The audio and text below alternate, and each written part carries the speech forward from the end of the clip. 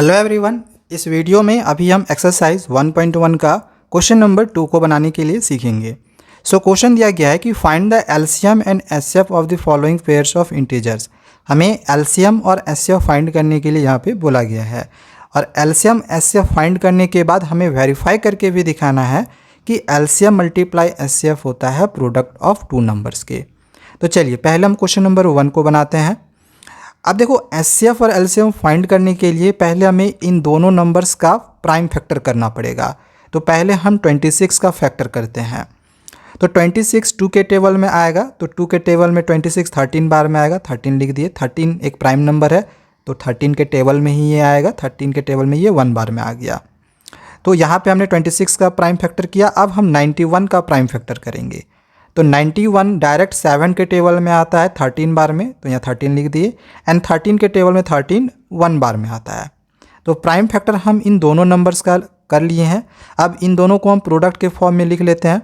ये जो 26 है इसका जो प्राइम फैक्टर करके आया 2 × 13 × 1 इसको लिख लिए। एंड इसी प्रकार से 91 का ये यहाँ पे जो प्राइम फैक्टर करके आया था इसको हम प्रोडक्ट के फॉर्म में लिख लिए हैं। अब अगर आपको पहले एलसीएम निकालना है तो एलसीएम निकालने के लिए हम क्या करते हैं, जो मिलता है हम वो तो लेते ही हैं एंड जो नहीं मिलेगा वो भी लेंगे। अब जैसे यहाँ पे ये 1 मिल गया था तो 1 को यहाँ पे लिखे। ये देखो 13 और 13 मिला तो 13 लिख दिए। एंड 2 और 7 बच गया तो 2 और 7 को यहाँ पे उतार दिए। अब हम बस इन सब को मल्टीप्लाई कर देंगे। मल्टीप्लाई करने के बाद आएगा 182। तो ये एलसीएम निकला। अगर आपको एचसीएफ फाइंड करना है तो बस जो मिलेगा वही लेंगे। जैसे कि ये 13 मिलेगा और ये 1 मिल रहा है तो 13 × 1 हो जाएगा। तो देखो एचसीएफ में 13 × 1 लिख दिए। तो हम एलसीएम फाइंड कर लिए, एचसीएफ फाइंड कर लिए। अब हमें वेरीफाई भी करके दिखाना है कि एलसीएम मल्टीप्लाई एचसीएफ होता है प्रोडक्ट ऑफ टू नंबर्स का। तो चलिए वेरीफाई करते हैं नेक्स्ट पेज पे। देखो यहाँ पे जो सॉल्यूशन किए थे यहाँ पे हम लिख दिए हैं ताकि आपको यहाँ पे जो वेरिफिकेशन अच्छे से समझ में आए। अब वेरीफाई करने के लिए जो क्वेश्चन में दिया गया था इसको हम यहाँ पे लिखे हुए हैं। सबसे पहले हम LHS ले रहे हैं। इधर वाला टर्म LHS हो गया, इधर वाला RHS हो गया। तो LHS में था एलसीएम मल्टीप्लाई एचसीएफ, इसी को हम यहाँ पे लिखे हुए हैं। अब हम एलसीएम का वैल्यू कितना फाइंड किए थे 182, तो एलसीएम की जगह पे 182 पुट करेंगे। एंड एचसीएफ फाइंड किए थे 13, तो एचसीएफ की जगह पे 13 पुट करेंगे। देखो पुट कर दिए। अब दोनों को बस मल्टीप्लाई कर देंगे तो आ गया 2386। ठीक है।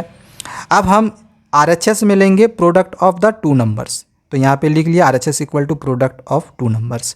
अब दो नंबर कौन सा है जिसका प्रोडक्ट लेंगे, तो जो क्वेश्चन में दिया हुआ था, क्वेश्चन में क्या था 26 और 91, तो इन दोनों का हम प्रोडक्ट लेंगे। इन दोनों को भी आप मल्टीप्लाई करोगे तो सेम यही वाला नंबर आ जाएगा। आप चाहो तो मल्टीप्लाई करके देख सकते हो। तो LHS और RHS दोनों तो इक्वल आ गया, तो हम यहाँ पे लिख सकते हैं कि since LHS equal to RHS hence verified. ये हो गया क्वेश्चन नंबर 1। नेक्स्ट चलिए आगे क्वेश्चन नंबर इसका हम 2 बनाते हैं। 2 का 2 नंबर, तो फिर उसी तरह से हमें इसका फैक्टर करना पड़ेगा और इसका फैक्टर करना पड़ेगा। तो पहले हम 510 का फैक्टर करते हैं। ये 2 बार में आ जाएगा 255 बार में। एंड 255 ये 5 के टेबल में आएगा 51 बार में। 51 3 के टेबल में आता है 17 बार में। 17 प्राइम नंबर है तो आप यहाँ पर भी छोड़ सकते हो। ठीक है। 92 का फैक्टर करते हैं। तो पहले तो ये 2 के टेबल में आएगा 46 बार में। 46 भी 2 के टेबल में आ जाएगा 23 बार में। 23 खुद एक प्राइम नंबर है तो आप यहीं पे इसको छोड़ सकते हो। चाहो तो आप 23 1 या 23 कर सकते थे, बट इतना भी कर दोगे कोई दिक्कत नहीं है। ठीक है। अब इसको हम प्रोडक्ट के फॉर्म में पहले लिख लेते हैं। 510 को यहाँ पे देखो प्रोडक्ट के फॉर्म में लिख लिए। 2 × 5 × 3 × 17, इसी को यहाँ पे लिखे। एंड सेम इसी तरह से 92 को भी प्रोडक्ट के फॉर्म में हम इस प्रकार से यहाँ पे लिख देंगे। अब चलिए यहाँ पे एलसीएम और एचसीएफ फाइंड करते हैं। तो पहले हम एचसीएफ फाइंड कर ले रहे हैं। तो एचसीएफ में जो मिलता है दोनों में हम वही लेंगे। दोनों में देख रहे हैं कि ये 2 मिल गया तो यहाँ पे 2 हो गया। क्या देखो और कुछ मिल रहा है, तो और कुछ भी नहीं मिल रहा है, तो एचसीएफ मेरा 2 निकल जाएगा। अब एलसीएम के लिए ये जो 2 जो मिला इसको तो हम यहाँ पे लेंगे ही लेंगे। अब बाकी जितने भी नंबर्स बच गए उसको भी लेंगे। जैसे 5 देखो यहाँ लिखे 3 × 17 इसको लिख दिए। 2 × 23 इसको लिख दिए। अब बस हमें इन सब को मल्टीप्लाई करना है, तो मल्टीप्लाई कर लेना। मल्टीप्लाई करने के बाद इतना आ जाएगा। ठीक है। तो HCF LCM हमने फाइंड कर लिया। अब हम इसको वेरीफाई करेंगे। तो वेरीफाई करने के लिए फिर से वैसे लिखेंगे, now we have to verify that LCM multiply HCF equal to product of the two numbers. अब यहाँ पे जो LHS है LCM मल्टीप्लाई HCF इसको लिख लिए। LCM मेरा कितना निकला था, LCM निकला था 23460, हम LCM की जगह पे पुट करेंगे। HCF निकला था 2, तो HCF की जगह पे यहाँ पे पुट कर दिए। दोनों को मल्टीप्लाई करेंगे तो मल्टीप्लाई करने के बाद इतना आ जाएगा। अब हम RHS वाला टर्म लेंगे, product of the two numbers, इसको लिख लिए। प्रोडक्ट ऑफ टू नंबर्स कौन कौन सा नंबर लेंगे, तो ये जो क्वेश्चन में था 510 और 92, दोनों को मल्टीप्लाई करेंगे। मल्टीप्लाई करने के बाद इतना आ जाएगा, मतलब दोनों सेम आ जाएगा। तो हम लिख सकते हैं कि LHS equal to RHS, hence verified. तो सेकेंड क्वेश्चन भी हो गया। चलिए नेक्स्ट क्वेश्चन नंबर थर्ड है, इसको बनाते हैं। सेकेंड लिखा गया, ये थर्ड नंबर है, ठीक है। तो इसमें भी फैक्टर पहले करना पड़ेगा। पहले हम 336 का फैक्टर करते हैं, तो ये 2 के टेबल में आएगा 168 बार में, ये भी 2 के टेबल में आएगा 84 बार में, 84 2 के टेबल में आएगा 42 बार में, एंड 42 2 के टेबल में आएगा 21 बार में।